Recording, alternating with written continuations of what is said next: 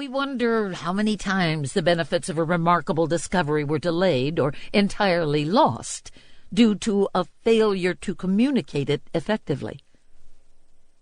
In 1983, a software developer broke ranks with traditional design methodologies to rely on customer insight as the foundation for a new product.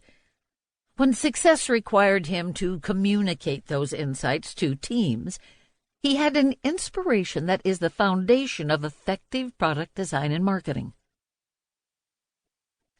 Listening to Kathy. When Alan Cooper sat down to design a new project management software program, he was wrestling with a troubling problem. He instinctively knew that software should be designed to meet users' needs. But at that time, programmers were very technically oriented people who were building products that users found intimidating.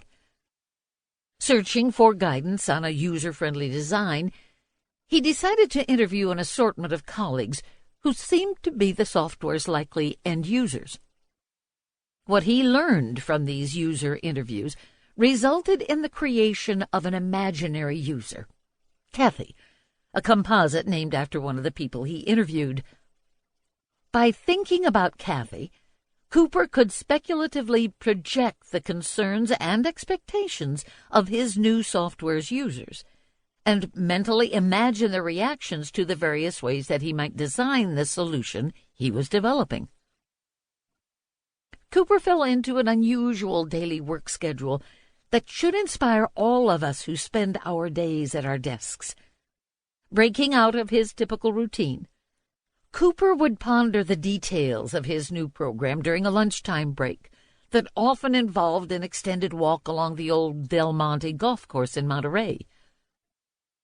In a recollection published a quarter of a century later, Cooper wrote, "As I walked, I would engage myself in a dialogue, play-acting a project manager loosely based on Kathy, requesting functions and behavior from my program. I often found myself deep in those dialogues, speaking aloud and gesturing with my arms. Some of the golfers were taken aback by my unexpected presence and unusual behavior, but that didn't bother me because I found that this play-acting technique was remarkably effective for cutting through complex design questions of functionality and interaction, allowing me to clearly see what was necessary and unnecessary, and, more importantly, to differentiate between what was used frequently and what was needed only infrequently." The program that Cooper designed was both a critical and commercial triumph. Bolstered by this success, he employed it again while writing the software that would be the core of Visual Basic, the foundation for the graphical user interface behind Microsoft Windows 3.0. It was this reiteration of user-friendly drag-and-drop technology, first pioneered in the Macintosh, that swiftly became ubiquitous in offices around the world. Frustrated, a newly minted consultant invents personas. With this enormous success to his credit, Cooper abandoned his development career to become a consultant to companies that employed large teams of developers. To his dismay, he quickly learned that his ability to focus on the user's experience didn't occur naturally to others. Out of frustration with one of his clients, he conducted open-ended customer interviews and quickly identified that the developers needed to address the needs of 3 different types of users. Here is the result, in Cooper's own words. "At the next meeting, I presented my designs from the points of view of Chuck, Cynthia, and Rob, instead of from my own. The results were dramatic.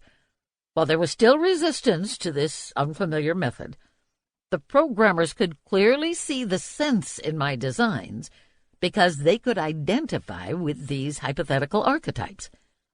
From then on, I always presented design work using one of the personas, and eventually even the Sagent Technologies engineers began to talk about what Cynthia would do or whether Chuck could understand some dialogue box."